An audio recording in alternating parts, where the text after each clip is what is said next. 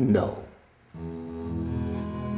I could never be considered a hero. I just did what I had to do, and I was afraid of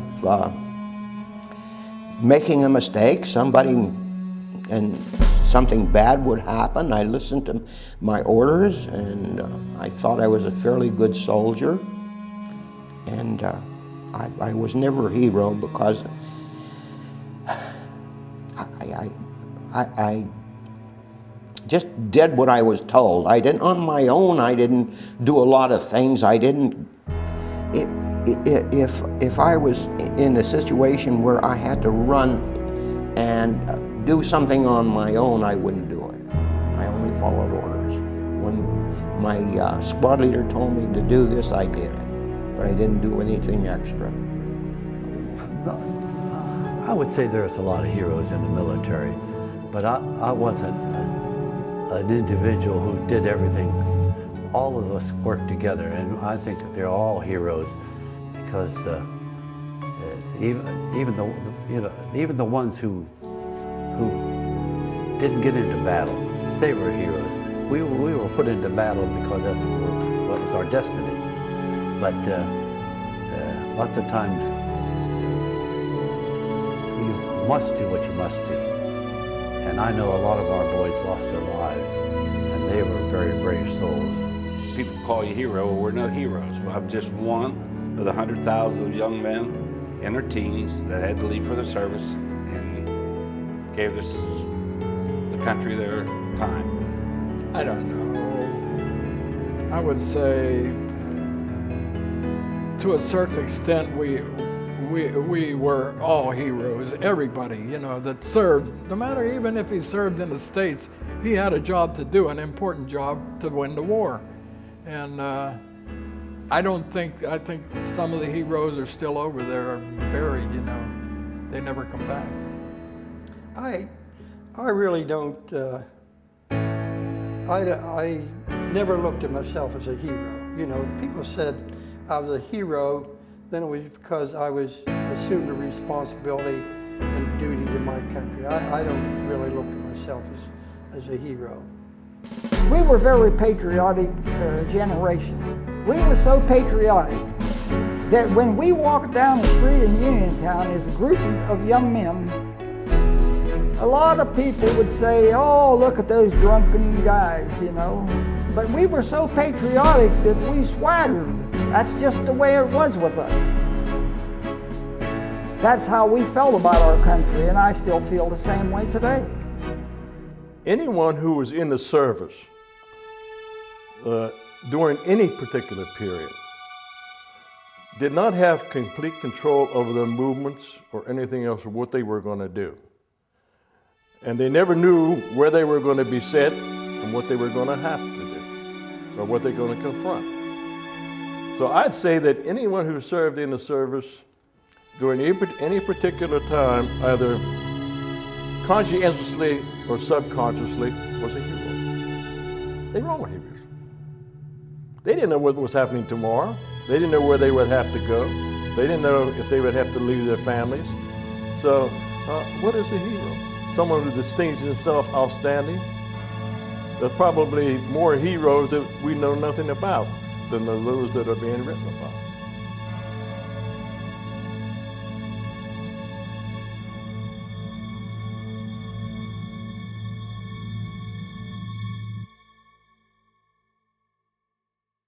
Well, you kind of form a friendship with most of the guys. You're living with each other day in and day out. You sleep in the same tent and everything, and they almost become like your brothers.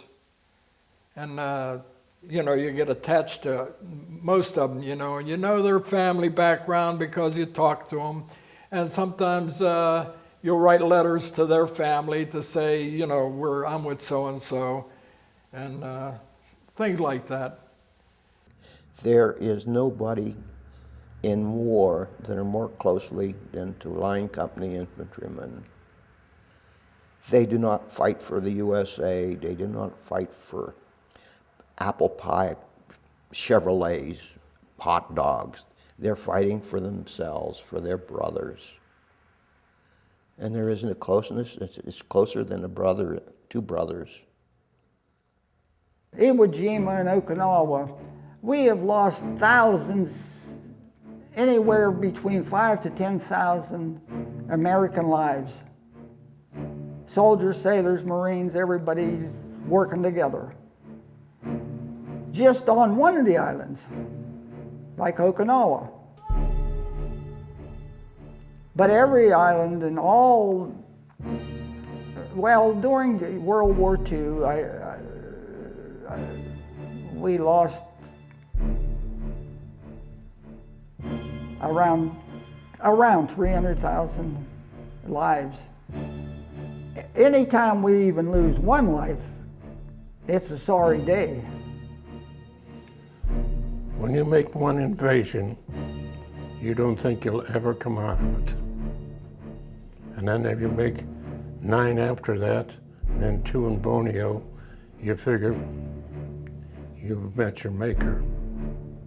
This little boy, 18 years old, nice looking kid. He said he's gonna jump ship and go up to Canada with his grandparents. He never made it. He was buried at sea. That's a sad, sad thing. They take you down in a carpenter shop, put the canvas around you and sew it up, and then slide you down into the ocean. Well, all the time I was in the service, if there was a church service, it didn't make any difference if you're a Catholic, Protestant, or Jewish, or whatever your faith was.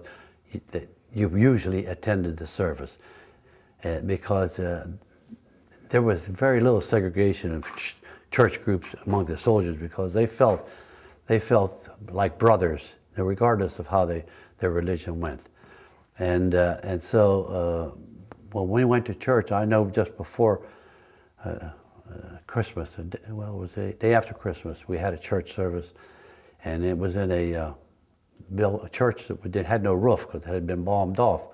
But anyway, there were Jewish boys, there were Protestant boys, Catholic boys, made no difference. We all sang, and we sang Silent Night together. And it's just a sign of how comrades can be under those conditions. And it's better if we could be better comrades in civilian life too. And now 500 lucky souls will start their pre-flight days, endure demerits, hunger, cold, and upperclassmen haze. 1/2 survive this mental game to get primary schools, but only half will hack the course, move on to basic rules. 250 will try to pass these basic tests. Formation flight soon separates the tiger from the rest. 125 will then pin on those pilot wings. The rest become hot fighter jocks. The rest fly other things. Oh, some will die while learning those essential combat skills, and some will die in combat too, and some will score their kills. And they'll have learned a lesson, sometimes lost on you and me. We must always fight for freedom, because freedom's never free.